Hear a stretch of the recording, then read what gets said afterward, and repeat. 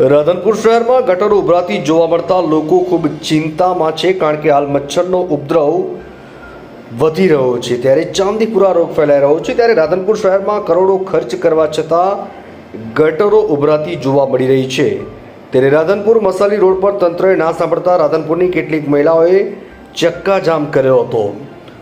રાધનપુરની મસાલી road ward number 7માં ઓછા વરસાદમાં ગટરના ગંદા પાણી રોડ પર ઉભરાતા રસ્તો અને ગટરો દેખાતી નથી, તેમાં વિદ્યાર્થીઓને શાળાએ જતા વિદ્યાર્થીઓમાં મુશ્કેલીનો સામનો કરવાનો વારો આવી રહ્યો છે। એક નાનકડી દીકરી ગટરમાં પડી જતા અચાનક તે દીકરીને લોકો જોઈ જતા તેને ગટરમાં કાઢી લેવામાં આવી હતી। આમ દીકરીનો જીવ બચાવી લેવામાં આવતા સ્થાનિક લોકો એકઠા થયા।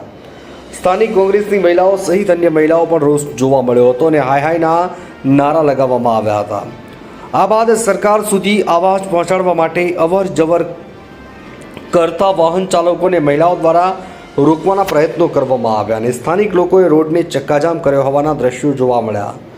સ્થાનિક મહિલાઓની માંગણી હતી કે રોડ ઉપરથી ગંદા પાણીની તકલીફ તાત્કાલિક દૂર કરવામાં આવે અને ખુલ્લી ગટરોના ઢાંકણા બંધ કરી આ તકલીફ દૂર કરવામાં આવે તેવી માંગણી ઉઠવા પામી હતી।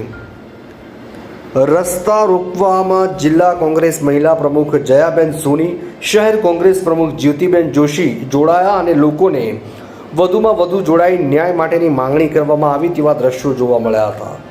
આમ ભારે નારાજગી સાથે કોંગ્રેસ મહિલાઓ દ્વારા નગરપાલિકા સામે વિરોધ વ્યક્ત કરવામાં આવ્યો હતો।